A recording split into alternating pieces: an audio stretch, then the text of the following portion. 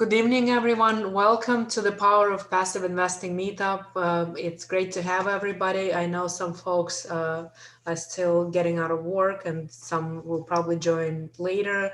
But as always, the recording will be available for everyone. We are recording this presentation and I'm thrilled that we have AdaPia with us today. She's going to be talking about the power, harnessing the power of intuition, which is really covered in her book, and she's going to talk about her book.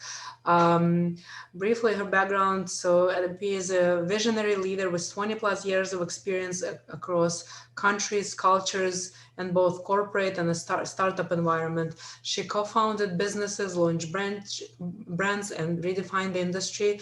She is a respected fintech entrepreneur, executive, and evangelist who brought real estate crowdfunding into mainstream. She started her own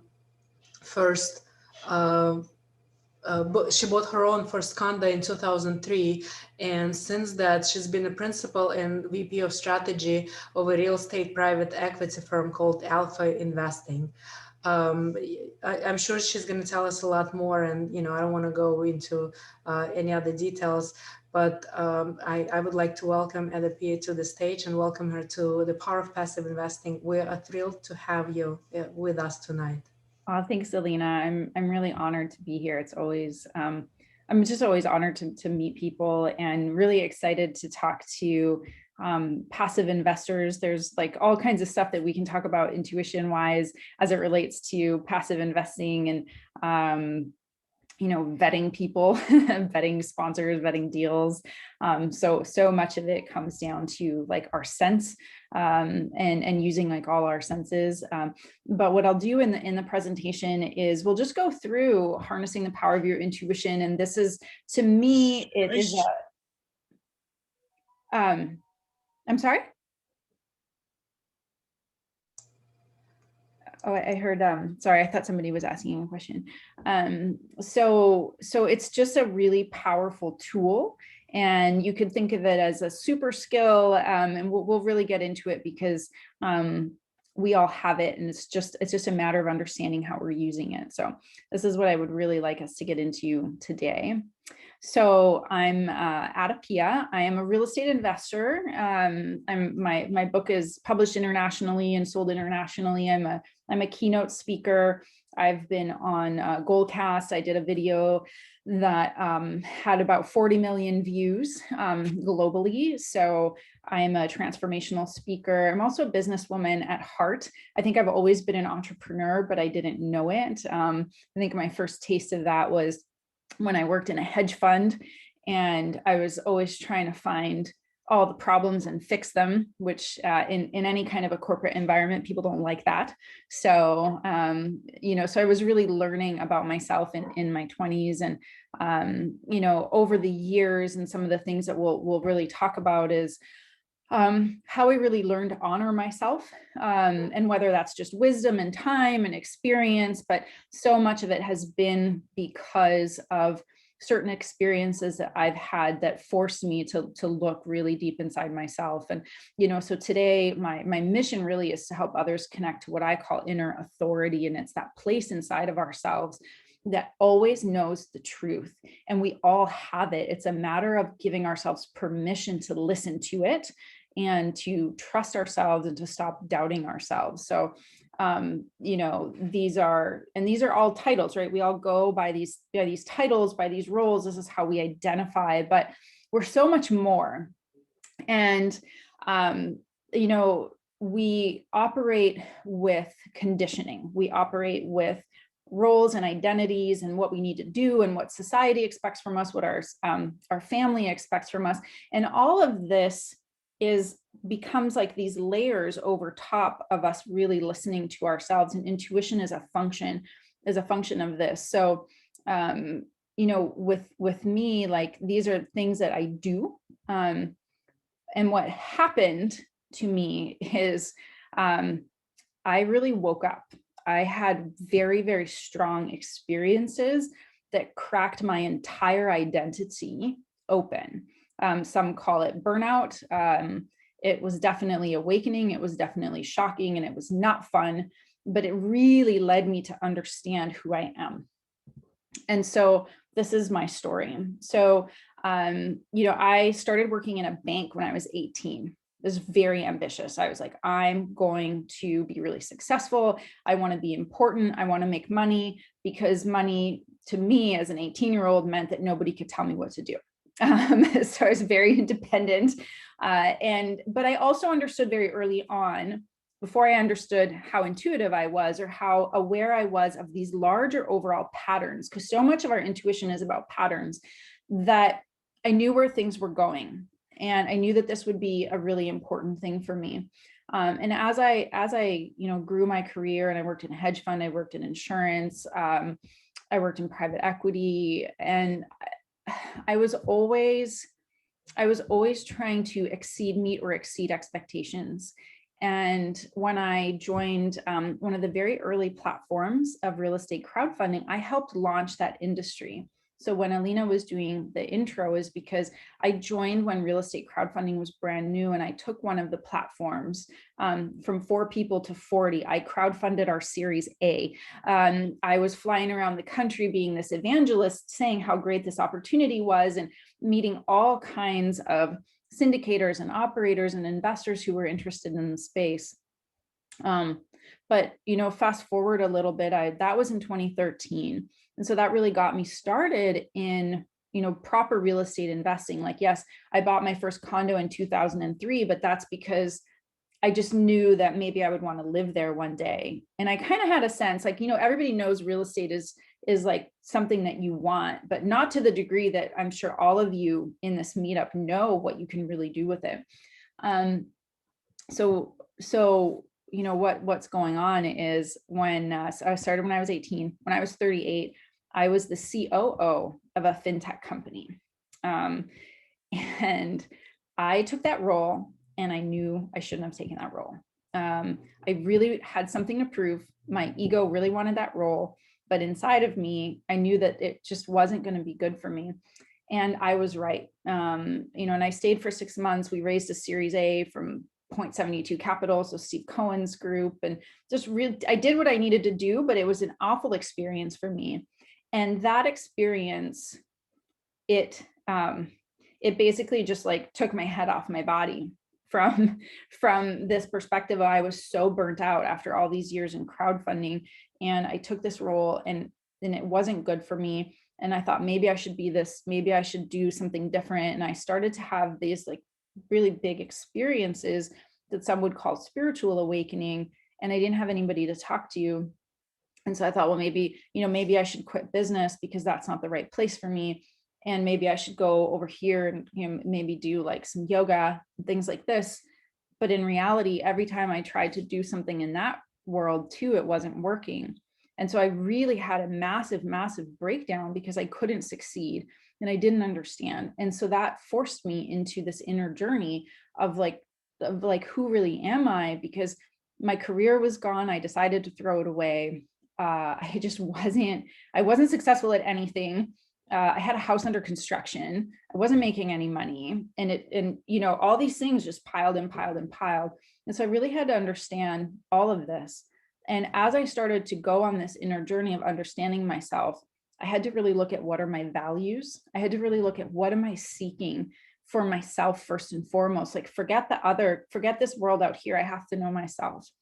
And that journey, which took me a few years to fully understand, actually is how I got connected to alpha investing, when I had this moment when I just kind of asked the universe, like I said, I don't want to be a solo entrepreneur. I don't want to be in the spiritual kind of like entrepreneurial space.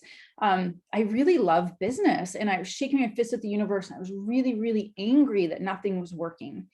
And I said, I just want to work with some partners who want me to be me, who don't want me to fit in their box. I don't want to be somebody's silver bullet. And 3 days later, my current business partner, Farktari, he called me. And I had known him and this, their partners for just a few years. And I was kind of informally advising them, always really appreciated them. And, he said, hey, I'd like to talk to you. I'm coming down to LA. I'd like to meet you in person. And so I met him in person, and you know, we're going for a walk along the beach, which is what you do in LA, to take your business meetings. And he says, you know, at the end of our conversation, he says, you know, he says, it sounds like you're, you know, really busy and you have a lot going on. He's like, it's really a shame because I was sent to hire you. And to me, that's the key word, is he said, I was sent. And I thought, you've got to be kidding me, because I'm not employable. Like, in my mind, I was just like, there's no way that you know, there's no way. And I had like literally just asked, sort of in this space of just being on my knees and like asking what I needed. And so for a few months, you know, we talked through it and I joined them. And I made a really big decision, which was important. And this goes into the aligning to myself, is I told them exactly what I wanted. And I told them exactly what I would not do. And so I set really strong boundaries, which was the first time for me professionally to set really strong boundaries.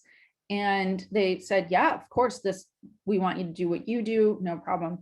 And for me, these are the best partners in the world. We are so aligned. There's never any drama. We're always on the same page, like morally, ethically, for what we do and how we've grown the company for the past 2.5 years since I joined. And, you know, all of this has really taught me as I've been going through this. And I got to come back to business, which is not something I thought I would get to do, because I had thrown it away as an option, when in reality, that's exactly what I need to be doing.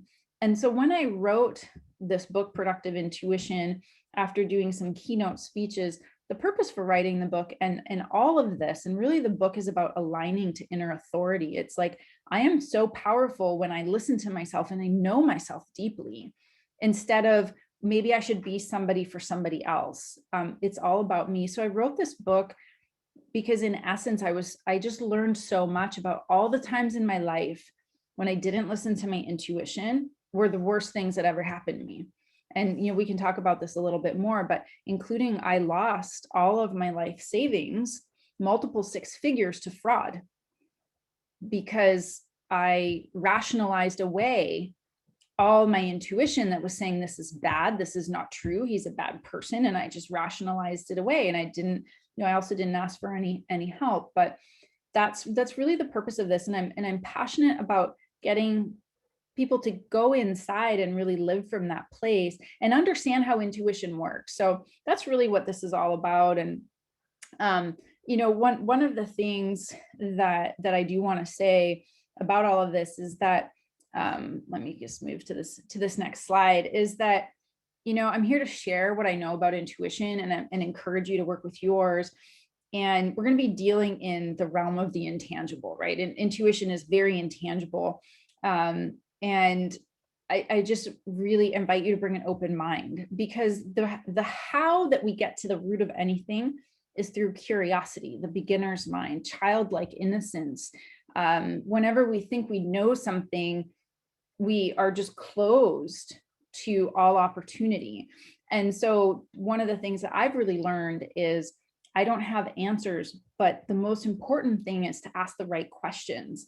And that's another really important way of working with our intuition, is to ask the right question.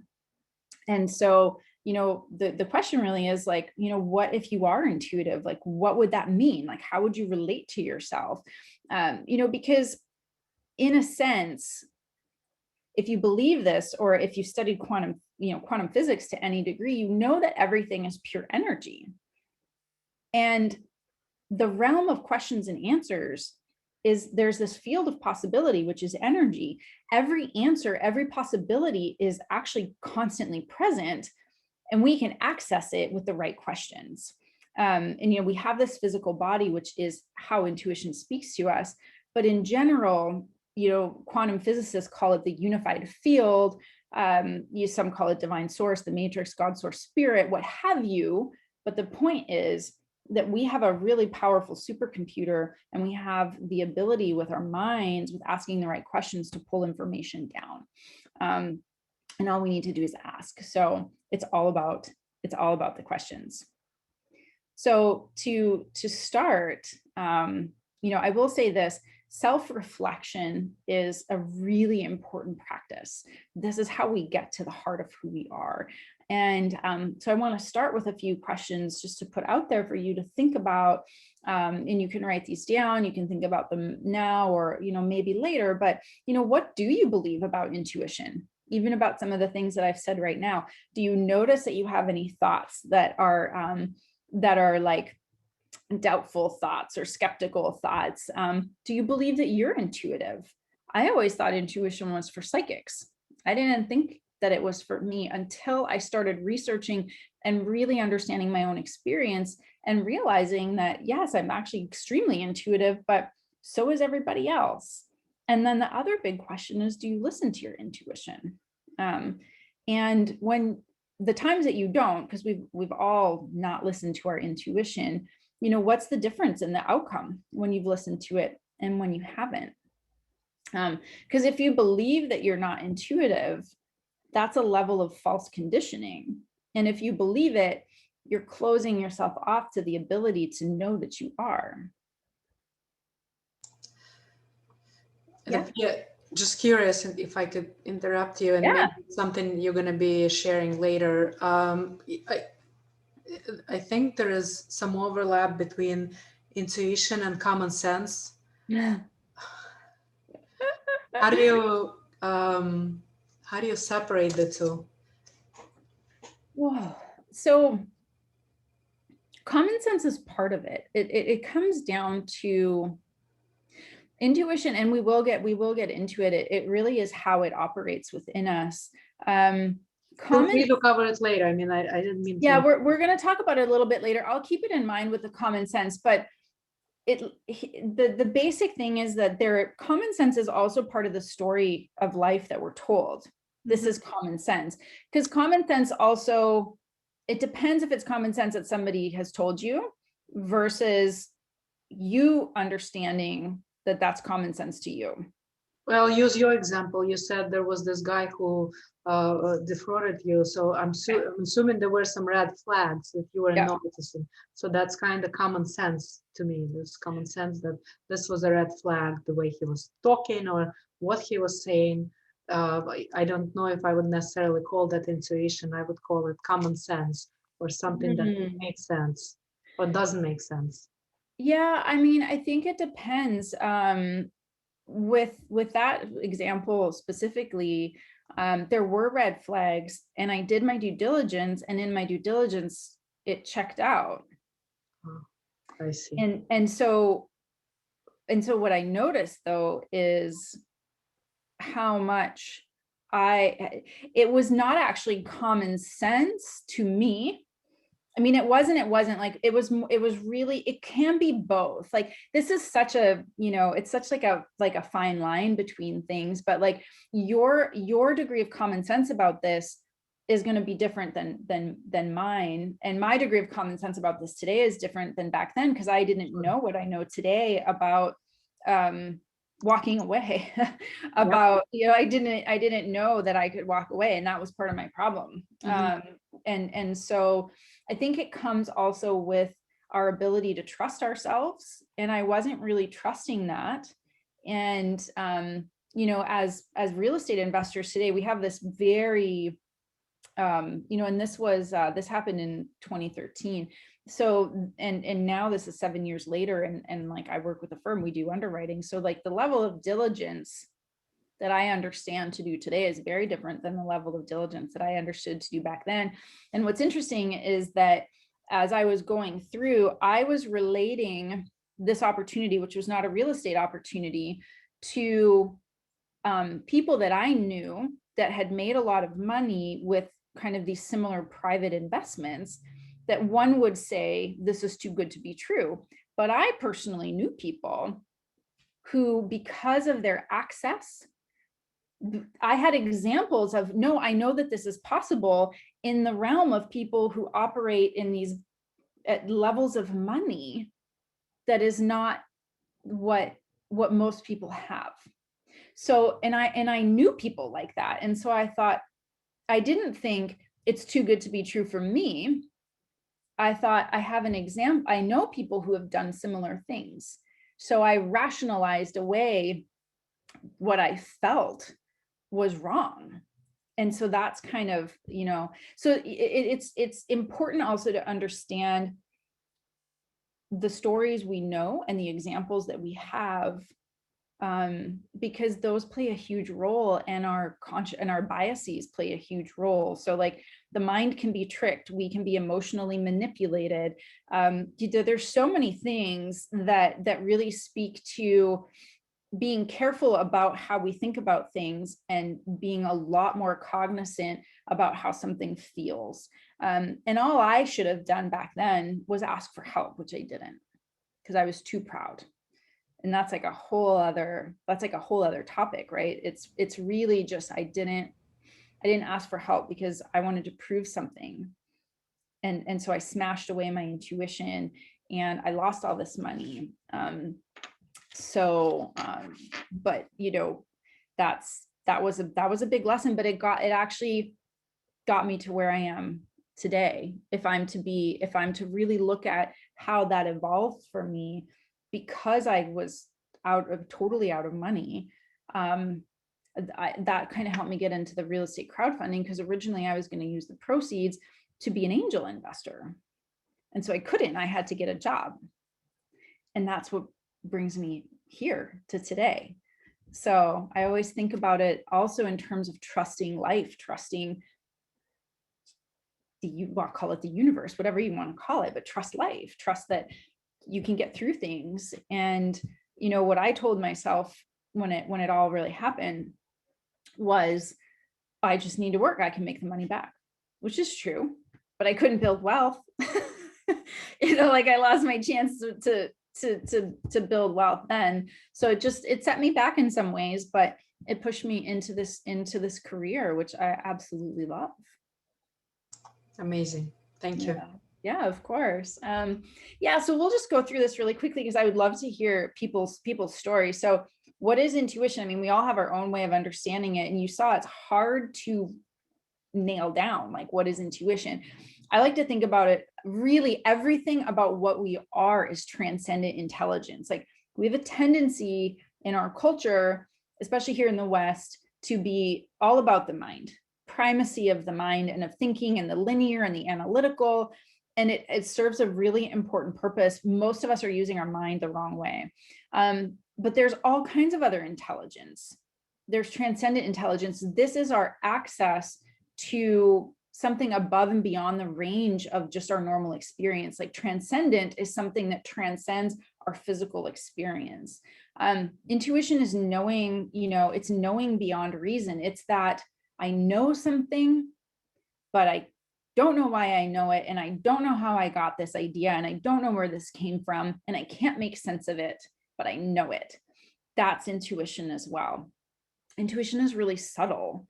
That's why it's so hard to nail down. And we are all usually so busy with our lives and thinking and doing that we're just not paying attention, because intuition speaks very subtly. There's different ways that it speaks, which we'll talk about. And intuition is an inner guidance system. I mean, sometimes intuition, if you're really paying attention to it, it's telling you go left, go right, do this, do that. And to some degree, some of us are more tuned in than others. So these are just some ways of describing intuition, because it's a little bit like, you say, like, pointing at the moon and telling somebody you're just pointing at it. You can't really tell somebody what it is. It's like telling somebody what a strawberry tastes like, that they've never had a strawberry. They don't know what you're talking about. You can only use words, and words can only take us so far. You can only point to something. And intuition is a little bit like that. And so, what I did in my book is I really tried to understand, and I really broke it down. And so there's a lot more in there in the book.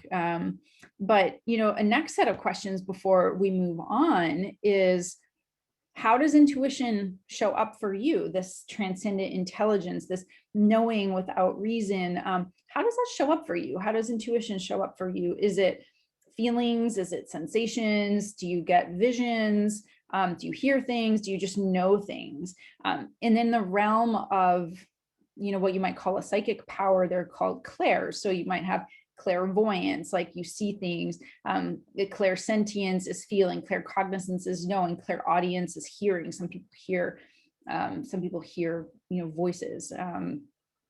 And so, these are some ways that intuition talks to you. And, where do your best ideas come from?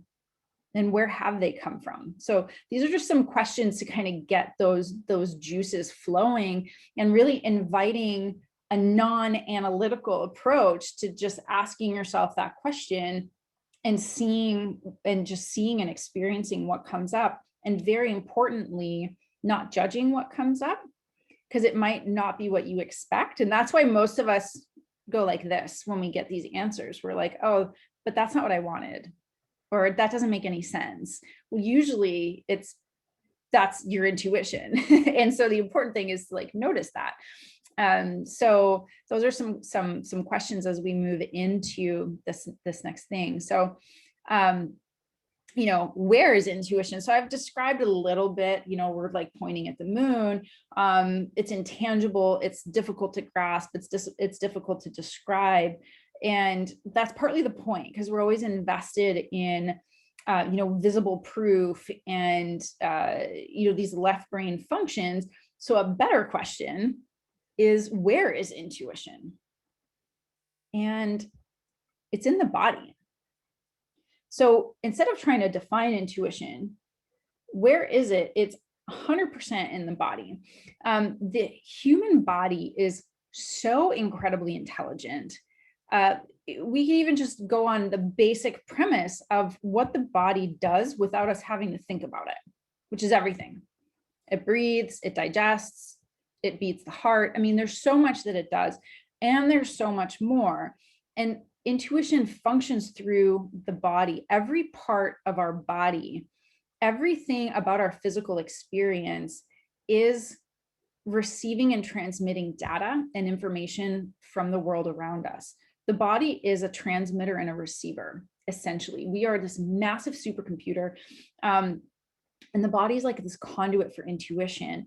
And so once we start to understand that our body is this receptor and it's receiving, then we can actually start to work with noticing a little bit more about how intuition works for ourselves. So I really invite people, when they're working with their intuition, to maybe do away a little bit with the, receiving these like big crazy messages or having visions. I mean, you can train your psychic abilities. There's definitely ways of doing that. But what's more important in the everyday is getting into your body.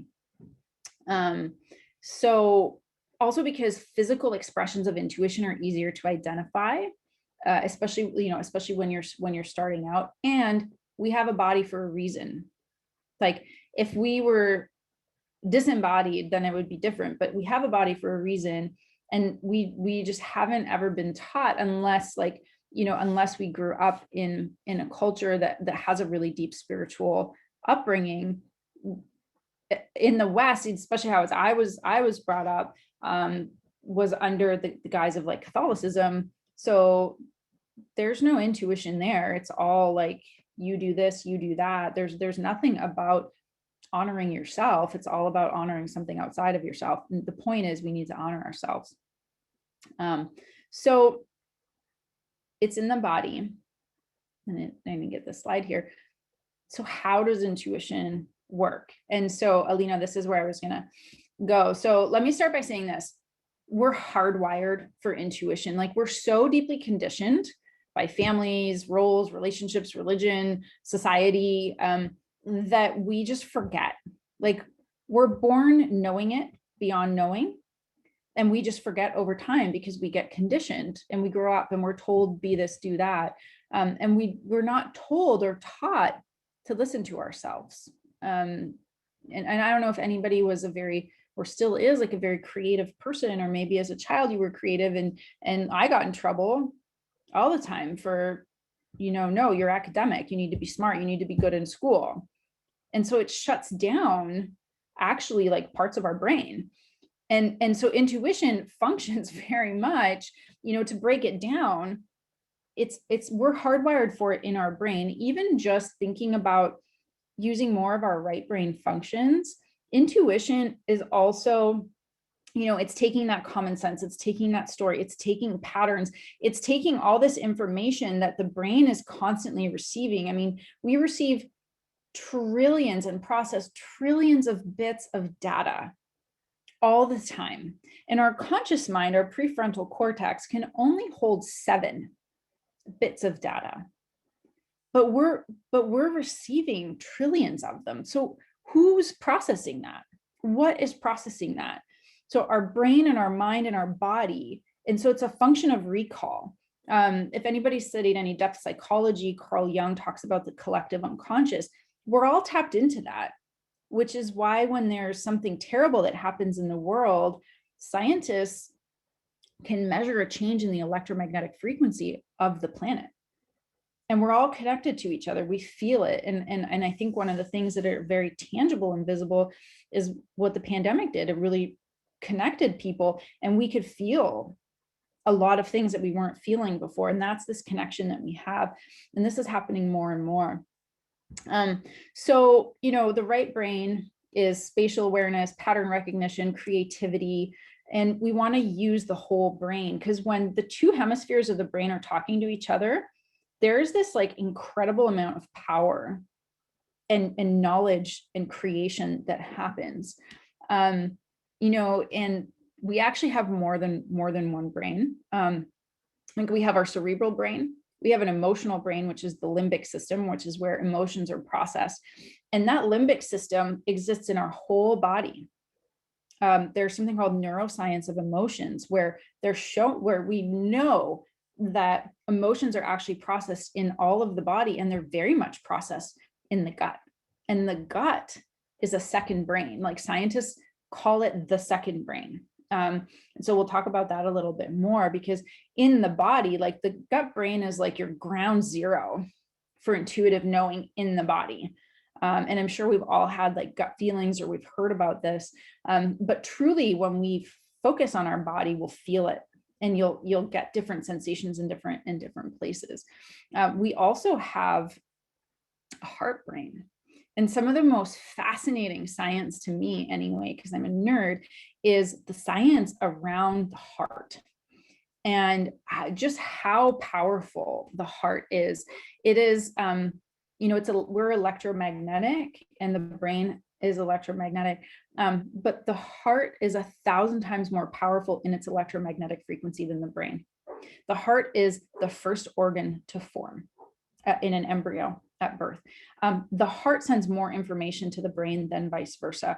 We've always been taught that the heart is a blood pump, but I think the Egyptians had it right, because they would just, pull the brain out when they were mummifying people, and they would preserve the heart. They didn't care about the brain, because they understood that the heart is really what mattered.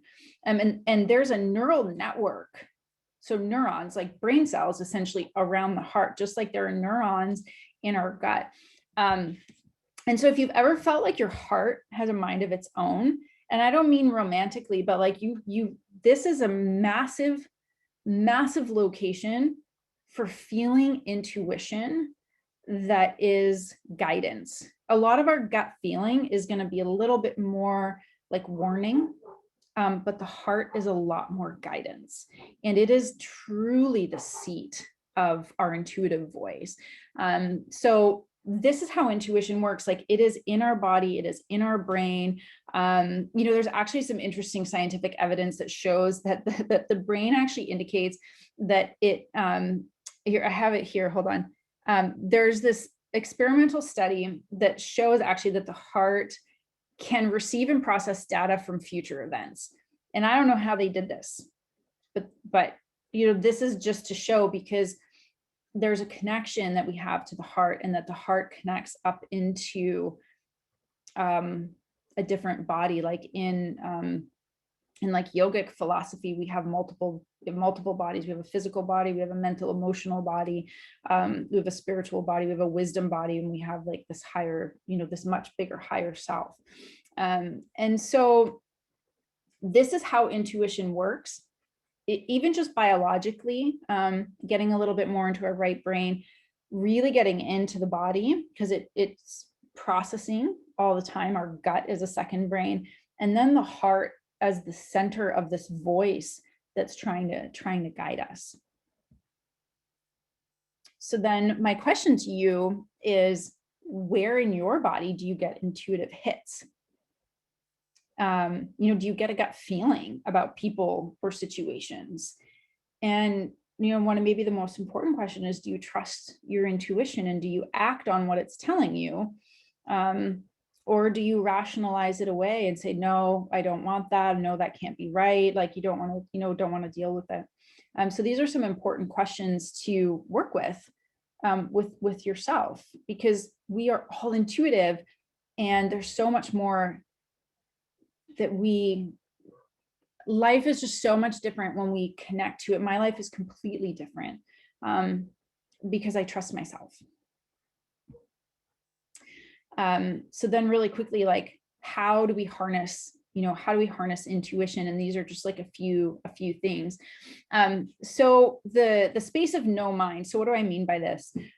This is literally doing nothing, which is so hard for all of us to do. I'm not doing anything.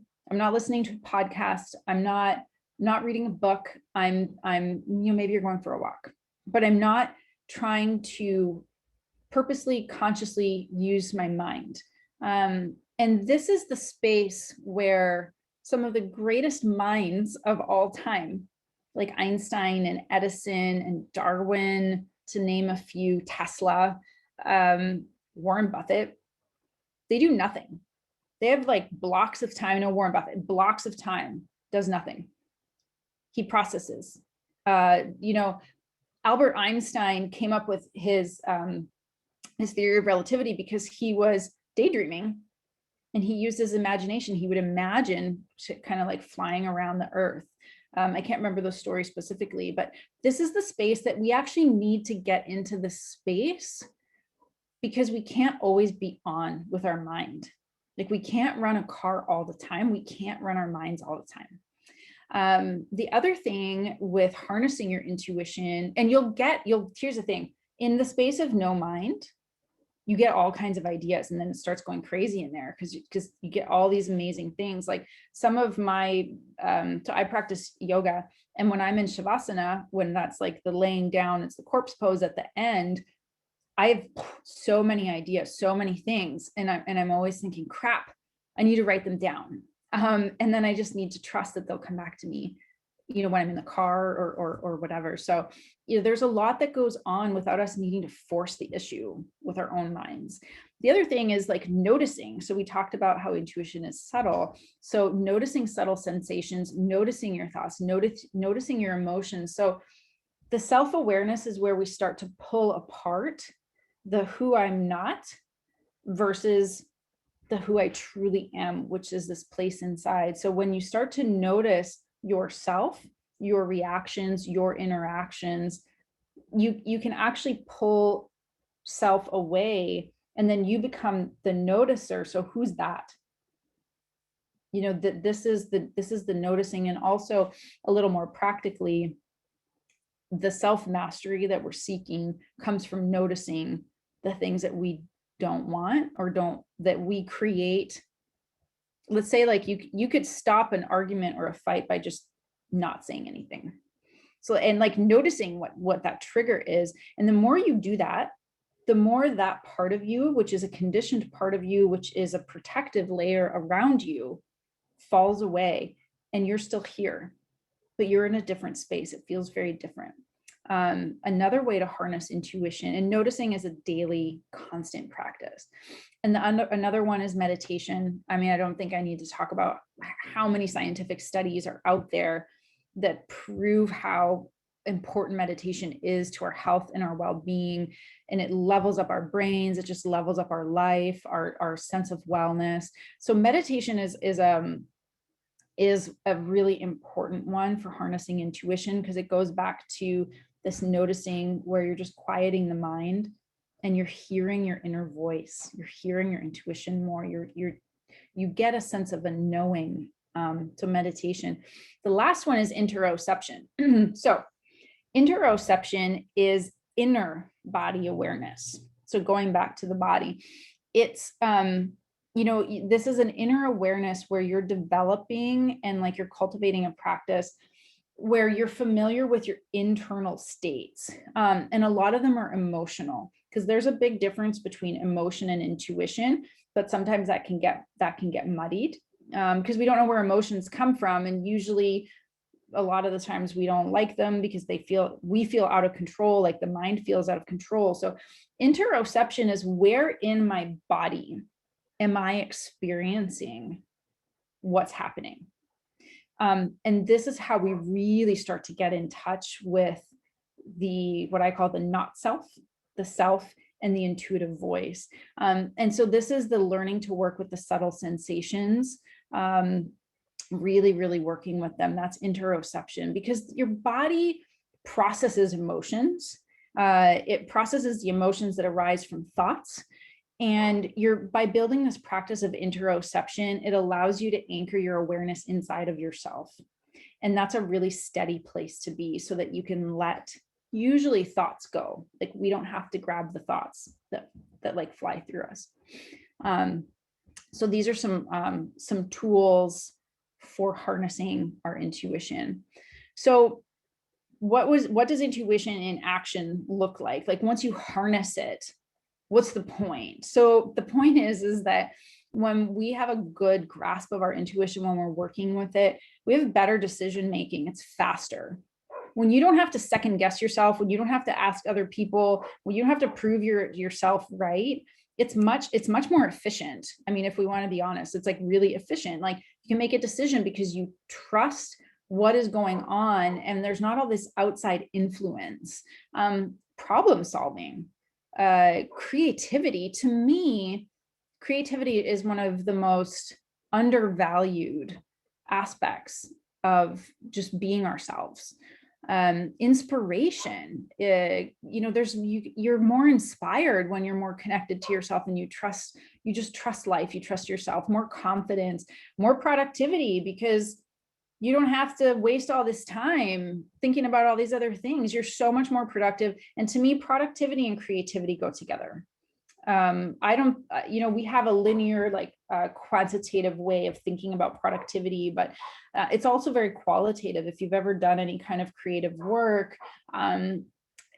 it's not really the output that you have to constantly be doing output. The productivity and the creativity, like the output will come when it's time. So much of it is actually you just processing life and like coming up with the ideas and then turning it into something. Intuition, and when we really are connecting to this inner authority, is actually the key to true manifestation. Not like, there's magical manifestation for sure, but when we are in tune with ourselves, we're just clear. I know what I want. It's for me. I want it, me. And if it seems selfish, be very careful, because this is what society has told us, that if we spend any amount of time thinking about ourselves, we're selfish and we're bad. And it is one of the very most important things to let go of, because it's not true. We have to take care of ourselves. And like, we are the authority in our own lives. So you can manifest more easily when you're in this intuitive place. You have better relationships, because this is all fundamentally about letting go of conditioning and tuning in to this inner voice and the heart. There's better outcomes, so much better. And flow is actually a biological state that is like tracked scientifically. But you've heard athletes and musicians and people in a creative space that are in flow, and you've probably been in flow where just there's no time because you're just so much into it. When you're in flow, your prefrontal cortex is actually offline. You're not really thinking actively. You're using all these different parts of your brain that we were talking about, and you go in flow. And this to me is all part and parcel of this thing that we are with our bodies that is processing so much. So this is how we put intuition, into action. So a few simple practices for working with intuition: journaling, I love to journal. I will often do a meditation, and sometimes it's like literally 30 seconds where I'll just, just quiet my mind a little bit, breathe into my heart, ask a question, and write it down. There's a practice called Morning Pages by Julia Cameron, which is a little different, which is first thing you do in the morning is you just free write for 3 pages. And usually like the first couple pages is a bunch of crap. It's all these like thoughts that just need to come out of your head. And once those are out, then you start to get really profound thoughts. And they're not even thoughts. It just changes. But first you have to get all the crap out, because most of the time we're not getting it out. It's like sticking around in here and it's floating around and it's causing things. So a practice of free writing and journaling is a really important way to actually clear the clutter and get into this intuitive space, this higher self, this inner authority space. Breath work is just breathing. We don't breathe. And one of the fastest ways to tune in to ourselves is a simple breath. It's just a simple, like 3 breaths. It can be 10 breaths. And there's also just a massive amount of science around breathing and what it does for us and just how good it is biologically. It changes our cell structure. And then movement. So I mentioned yoga. Yoga matches movement with breath. And it's probably why it's so powerful, because you actually breathe way more than you would normally. So any kind of movement like walking, running, a lot of runners find it meditative, right? And they get their ideas because they're running, because they're moving, because they're breathing. So these are just like a few really simple, anybody can do them. They're like $0 kind of simple practices. And, I'll just leave you with this. Everything that I'm talking about today, all of it is just this one fundamental principle is I want you to trust yourself. Like the heart and the root of all of this is we've been taught not to trust ourselves. And it's refinding that trust and then moving forward from there. So thank you for your time and your attention. This is my book, Productive Intuition. I go into all kinds of science, everything around authority and sovereignty and how to use it. I tell a lot of the stories that I learned, and if you're interested, that's where to find it. And so what I'd like to do now is go into some Q&A and also just share your insights and your stories. I would love to hear that. And you can get my free ebook. That's the top 10 ways you sabotage your intuition. And these are all my ways that I've learned from my experience. AdaPia, thank you so much. This is phenomenal presentation. We certainly never had anyone talk about this topic and talk about intuition, even though I think it's essential and important, not only in real estate investing, but in any kind of business and life. Everywhere, it's important to use the power of your intuition and gut feeling and whatnot, and really leverage, like you said, yoga, meditation, and other physical and mental exercises that are really helping us function and helping us to relieve the stress and pressure in general. I see Rick has made a comment. I don't think it's a question. Rick, since you do like to ask questions typically, do you want to maybe unmute yourself and read your comment and ask a question? You always have questions. Rick?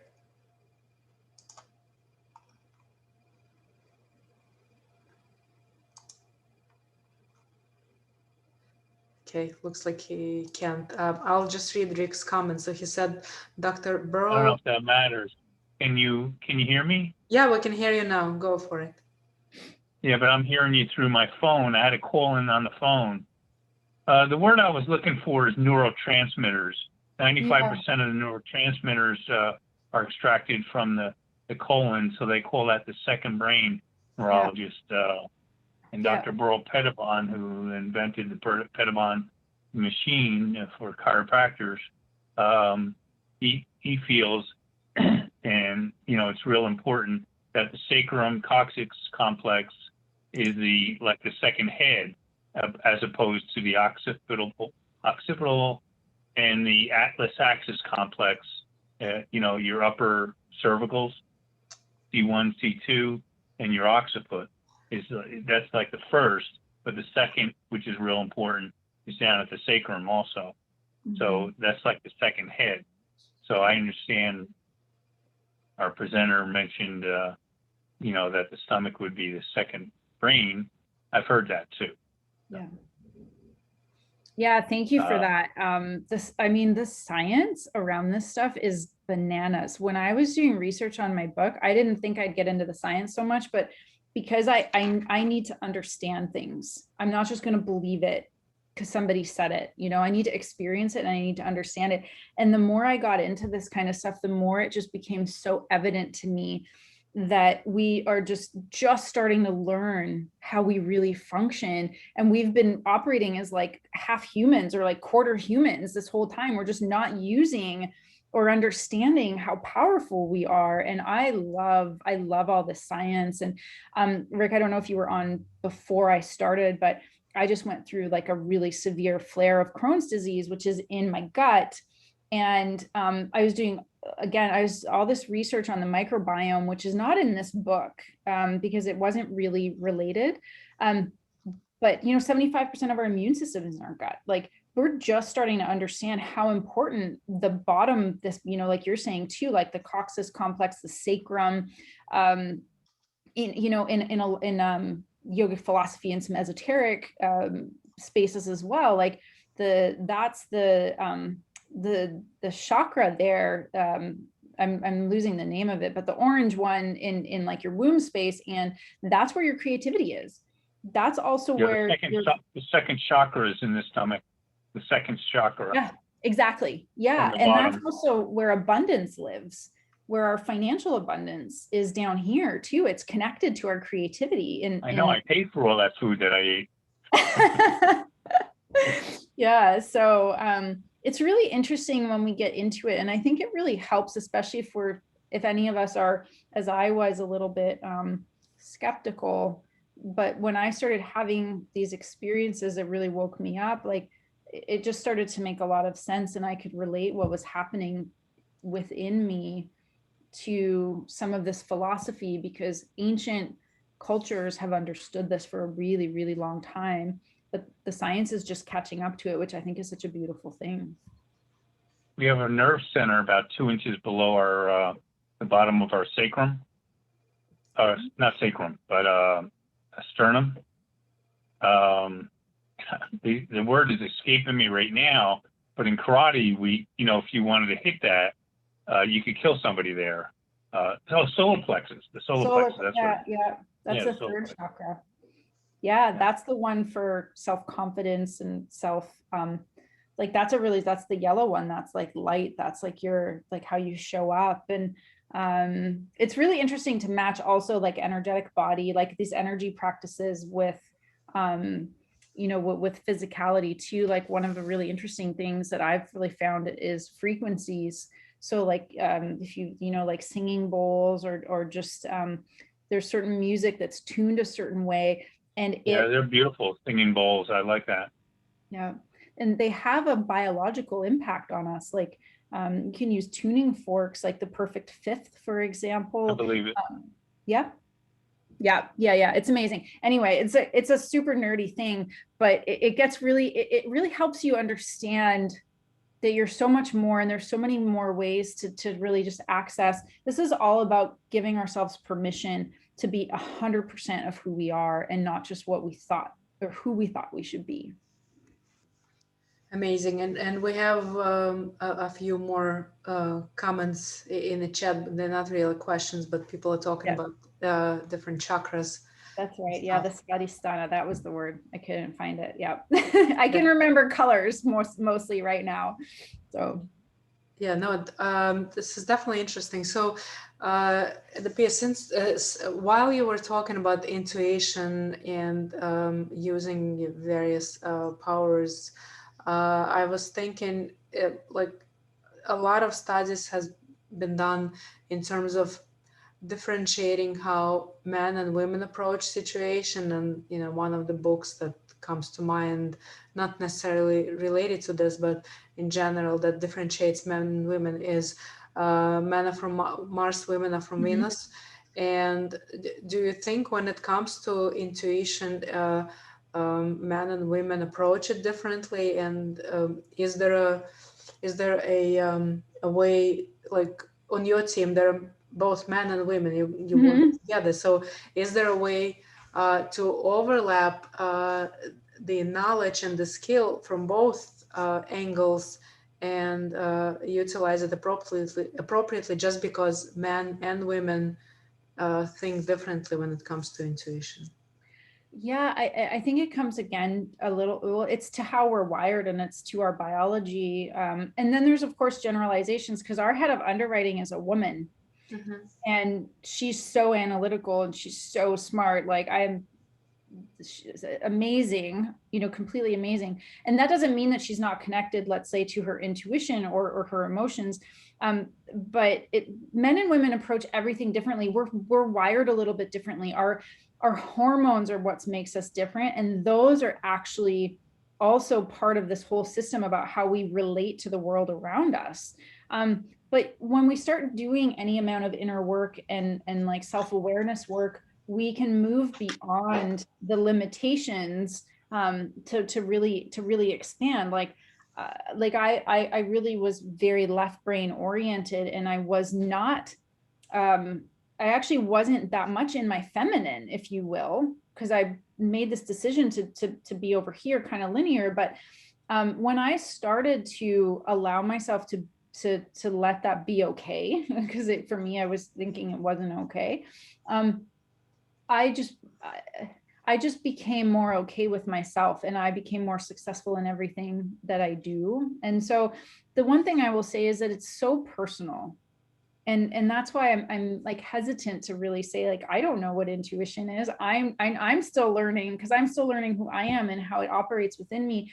But the more I do my work and the more I do my meditations, or I do my contemplative practices, the more I get centered in myself. And it's a very peaceful place that allows me to be responsive instead of reactive. And so at the same time, I'm not distracted by all these outside things. And I was talking to a quant trader, and it was funny. I was talking to this quant trader, and he was saying, I have intuition, but I spend all this time proving it right. And he's like, I know I'm intuitive and I get these intuitions, but I need to just make sure. And so he's laughing because he's saying, I'm spending all this time trying to prove it right, and then it's always been right.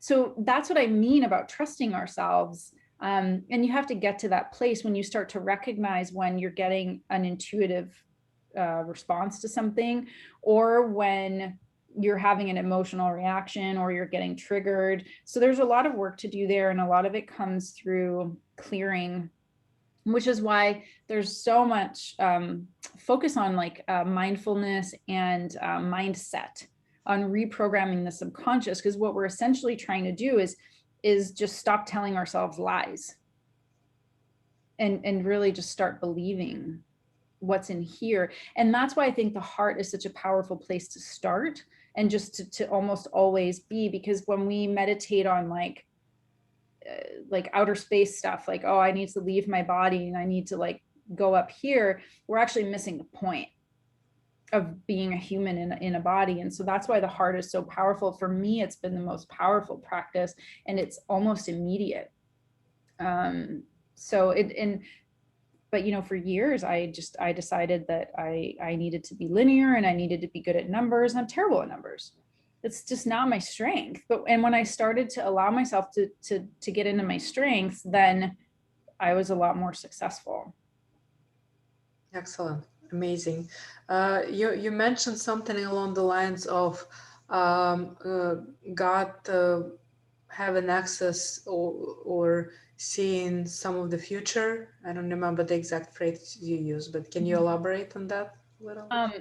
So some people are very psychically open. So if we take everything from its basis of being just energy and just quantum energy, nothing is separate. And so that's why where Carl Jung talks about the collective unconscious is, if we think of everything as energy waves that are interacting with everything all the time, then if you're accessing it from an energetic place, then you can access information. And some people can have very developed psychic skills, and they can actually see things.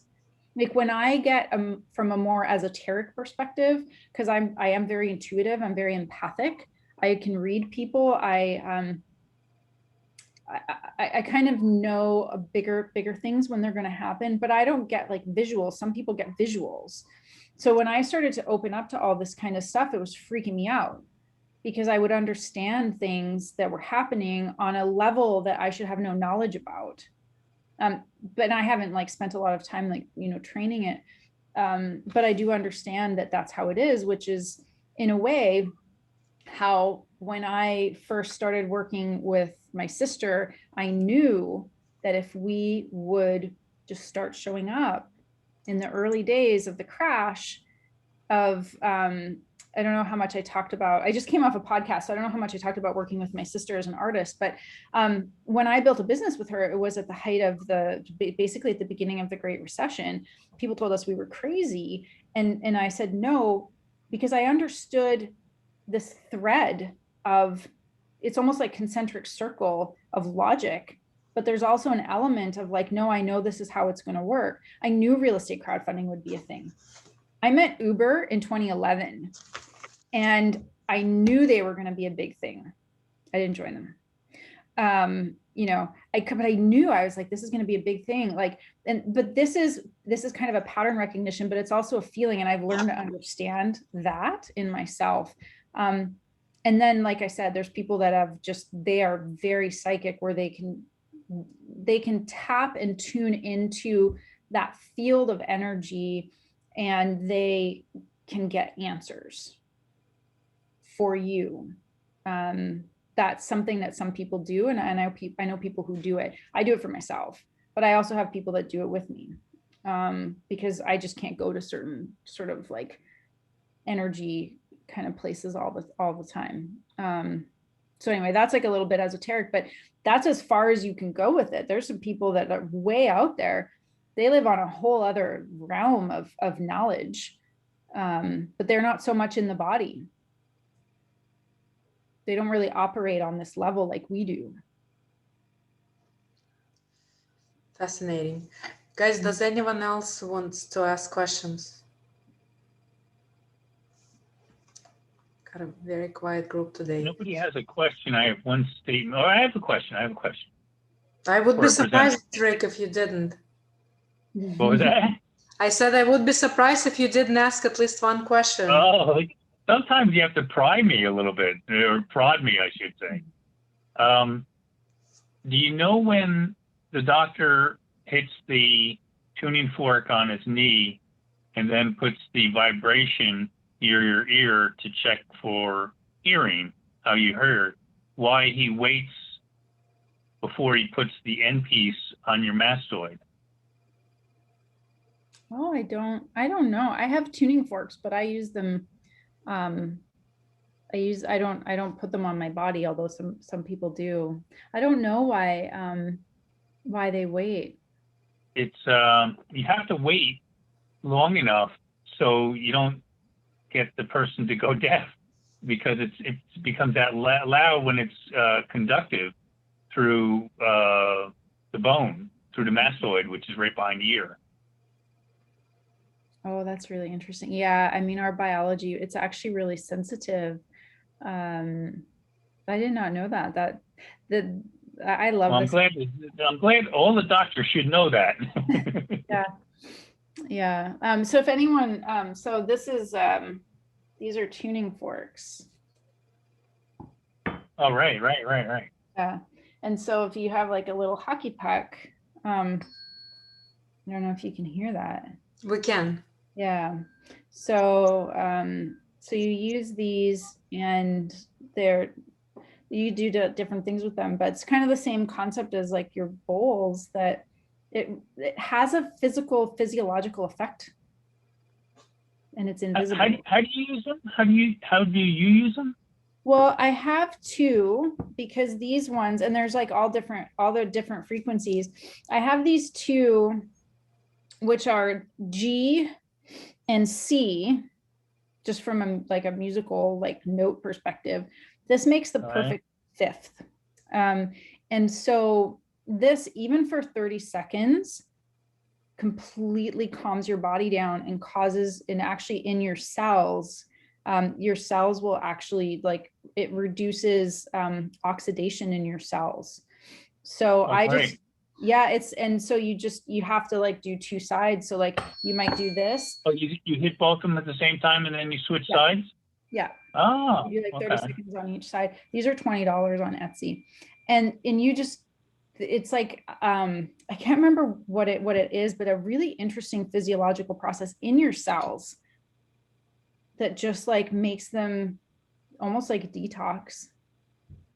Cool. It's really amazing. Yeah, the frequency stuff is really amazing, and which is why singing is actually really powerful for clearing.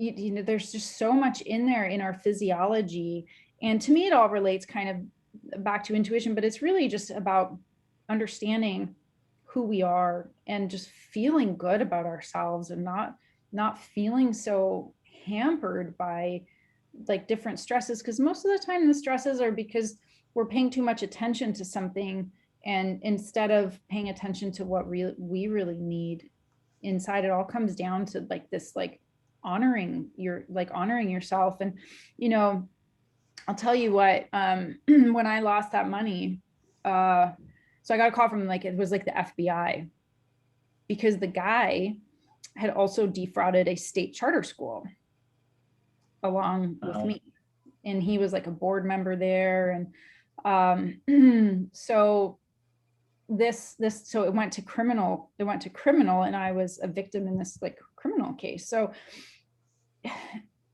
it took me years, because I was so ashamed of myself, and I couldn't let it go. Like, it would just eat me alive. It did for years. And I kept working on letting it go, and I couldn't let it go, and I couldn't let it go. And this thing kept dragging on, because he knew how to work the system also. So anyway, this 2013, I got a call from the FBI. 2014, like this whole thing freaked me out. And it kept just going and going and going and going. I finally let it go in the fall of 2019, when I felt it in my body. I felt like I'm good with it. I just never want to think about it again. I'm over it. In December of 2019, okay, this is where things get, like, when you do your work and you let things go, it's energetic. In December of 2019, I get a call from the DA. Hey, it's actually going to trial. And I said, no, I don't believe you, because you've been telling me this for years and years and years. And I literally just got over it. Like, I just did. Stop it. And he said, no, it really, really is. And you're probably going to have to take the stand. And I did not want to face this, but I had to. And I had to reread all the transcripts. I had to go through all these notes. I had to go back into such a painful wound for me psychologically about all the shame that I held on to. And I had to face it. And in facing it, I actually realized that I wasn't as stupid as I thought I was, that it wasn't my fault, because I was blaming myself, right? All these bad things that I was telling myself. And when I actually started to face it, I realized, like, I didn't do anything wrong, because I was, under this, and I wasn't doing anything wrong. So anyway, they said, we're going to try to offer a plea deal. And so I lost $250, and he stole $750 from the state charter school. And we're going to do a plea deal. And they told me, like, nobody takes plea deals. Like, you never get your money back in these cases, right? So, and I remember this, it was February of 2020, early February.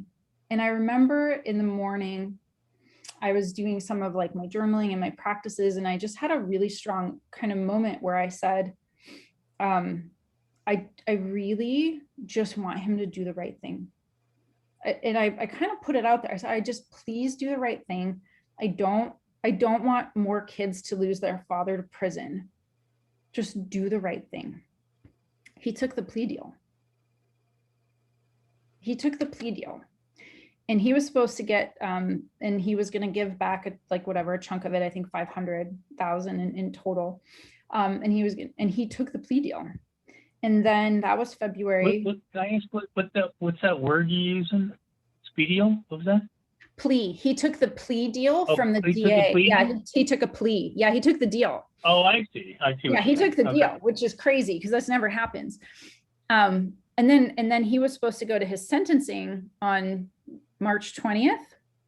So then COVID happened and everything got shut down. It was like, are you joking?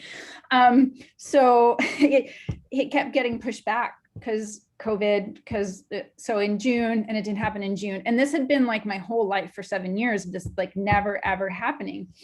And I thought, okay, whatever. And I just had to get used to this again. But by then I had really cleared all of this emotional junk out of me, and I could actually face it. I could have conversations about it. So come September, when he had to go back for sentencing, he played some games again, and he showed up and he was like, oops, I forgot to bring my checks, like something really crazy, silly like this. And by then I thought it was hilarious.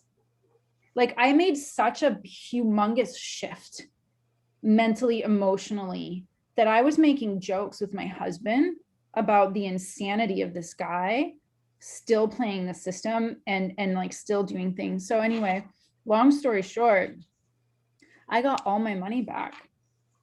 Wow. Just a month ago, I got the last check. I wish I would get 1/10 of my money back. I know. And it's something I'm super grateful for. And I'm not saying that it's like, I know that I had to make a change in myself. I had to let go of a lot of emotional baggage, and I had to make space in myself to be a different person to receive this money. And it might seem like a very out there concept. But I know that if I hadn't done that work on myself, I know it wouldn't have happened this way. I don't know how I know it, but I know it.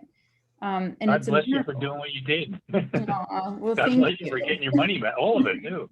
I know. And I'm in such a better place to actually invest it than I was all those years ago. I wouldn't really have known what to do. I was young. You're smarter and wiser, right? Yeah. And now I'm a real estate investor. So guess what I'm going to do? I'm going to build a passive portfolio of real estate. There you go. Right. And it's just such an important thing to let go of what we hold on to and to make space for this field of possibilities that's constantly giving us information. But if we have these blinders on, we're not going to see them. And if we're like holding on, we also can't receive. Like, we receive when we open up. When we let go, we also receive. It's the same physical sort of function. So, and that's like my sort of like magical story about somehow like going through that experience, and I come out the other side, and I'm really grateful for the experience. And I'm just in awe of this idea of just like being in trust. And I would have been okay, and I'm totally okay without that money. But now, I have a husband. I've rebuilt my life. I built my life back up because that's what you do. But it's just really incredible to me. And I think it's a testament to doing our inner work and just really going in there. And also for me personally, facing my demons that I had hanging over my own head. Did you get married after you lost the money or before? We were dating before. You were dating. Yeah, but I didn't talk to him about it. That was my whole, like, I didn't want anybody to know. I was like, just all kinds of ego-driven reasons around this. And so he found out because I told him, I told him after. Yeah. Congratulations on getting all your money back and for doing your work, that intuition work. Thank you. Yeah. That must have felt incredibly great. Yeah. And look, like even even down to like getting the last check from the probate department, they called and they said, we sent you a check, but you can't cash it. We sent you the wrong amount. Like every time there was something, like every time, and it was just hilarious every time. I'm like, I told my husband, I'm like, guess what? This just happened. And he said, yep, that's the story of your story. Like, just like, and it's interesting. I was reading an article today. If anyone's interested, there's something called the Heart Math Institute, Heart Math, and they do all the science around the heart, and they have really wonderful, very easy techniques for working with the heart from an intuitive perspective. And I talk about it a lot in my book too. And I got an article today about patience and how patience is important for intuition. And I really needed that article because I was just in a mess of things today, and I was losing I could feel myself losing my patience. And when I lose my patience, I make irrational decisions. So even just again, it goes back to that stillness. And even these people that do all this scientific research, they're saying, just be patient, call in some ease, just be still. And I think if we all just are a little more still, we just have more space to make better decisions and just to listen. So even just something as simple as patience, or like laughter, joy, we're not built to be stressed. We're actually hardwired for bliss, and joy is a natural state. And so the more we can get into joy, the more we get into like our authentic self, this essence, this intuitive self. I have to work on joy. It's not where I naturally go, because I'm like kind of a serious person. So I have to like consciously put work into being joyful. And so that's also a piece of my work. Incredible. You're saying peace, joy, relax, quiet. And I'm thinking New York City, traffic, forget COVID, pre-COVID, 24/7 operations, nonstop deadlines, working all the time. So it's like, it's completely different world. It's not the world, at least people on East Coast and probably West Coast are used to. Everything is, fast paced, rush all the time. I mean, you can still be fast paced. It's that you can operate in that world, but when you've done that work inside of yourself, you're calm. No matter what the outside world is doing, you're calm, then you go with it. And it's just a matter of reminding yourself, because you'll get caught up in it. And I certainly do too. And I like to be fast paced, but I've really learned to enjoy my space and my time. And sometimes I only have that first thing in the morning. If I wake up at 5, sometimes I only get 30 minutes of quiet. And that's okay. Or you just take 5 minutes here and there. I mean, that's one of the things that you only need like a few minutes here or there. That's why, oh, that's interesting. Koshak. Yeah. I want to know about that. I was actually, this is the question I was actually going to ask. Yeah, actually, I find that I get very much in tune with myself. I write copy for a living. When I write it fast, I write really good copy because a lot of the stuff just comes out. And I'm a musician. So a lot of times when I play music, it's the things that I do fast that are the things that impress people. It's when you're not thinking, somehow when you have some way, when I find, if I have some way of like short-circuiting this mind of mine, and just go straight with you could say the body or something happens, when I'm playing, whatever I'm playing, it just flows right out. So I think it has a lot to do with speed. Yeah, well, you named it. It's because you don't have time to think about it. You just like, you just do it. You just Right. you just go. It's the thinking. Thinking is like the slowest function of our mind. It's clunky. Our brain is actually really clunky. Our like prefrontal cortex is slow. And so that speed is because you found a way somehow inside of yourself to like just to turn that off. You just turn it off. And that's the whole point, is you're in like a superpower state. It's like water flowing. You know, Yeah. if you have resistance, if you have all these rocks and these boulders in front of it, it can't flow. But if it just flows, it just goes. Right? Mhm. I love that. Yeah. Yeah. That's a great example. Yeah. Of the speed. I get that actually. That's a really good, I do that when I do like public speaking. If I think about my answer, it feels really clunky, or if I think about how it's going to turn out or what people are going to think. And then other times, if I just flow, if I just shut that off and just say what wants to come through, it's kind of like I just open a different channel. It just comes out and it's always profound. And I never remember what I said, you know, because I'm not thinking about it. I don't know. It just comes through. It comes out. It's unhindered. It's amazing.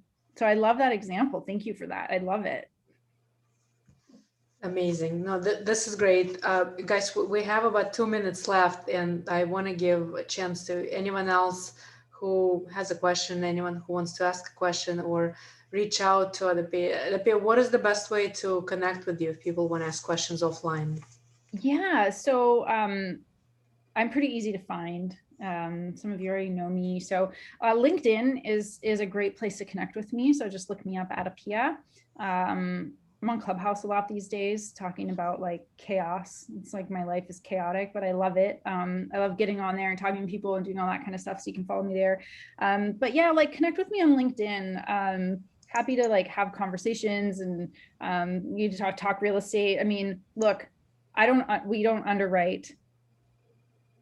You know, we don't run a model based on our intuition, but we can certainly use our intuition to understand whether a deal is good. It's part of it, right? There's the gut check and there's the fact check. So it's kind of using both. But we don't underwrite with our gut. We have to use it to get a sense of things, to get a sense of people, especially. So like, that's a really important piece of our intuitive nature, is do we trust that person? Does this project make sense to us? Like, that's also part of it. We're sensing all the time. And then you run the numbers, but as we know, we can also manipulate numbers really easily to make them say what we want them to say. Yeah, absolutely. Yeah. Oh, AdaPia, this has been great. Thank you so much. Fantastic presentation, guys. It has been recorded, so I will share the recording as always afterwards. And if anyone wants to check out the book, is the book now on Amazon, AdaPia? Yeah, it's on Amazon. It's actually everywhere. It's on Barnes and Noble. It's kind of, now it's like totally like global and it's pretty much everywhere, but Amazon is where most people get it from. But yeah, that's where it is. Great. So check out the book, connect with AdaPia on LinkedIn. And as always, if there's anything I can help anyone with, feel free to reach out. Thank you very much, everyone. Have a good night. Thank you, AdaPia. Alina. Great to see you. Thank you very much. Thank you, presenter. I have trouble pronouncing your last name, very first name too. Bye, guys.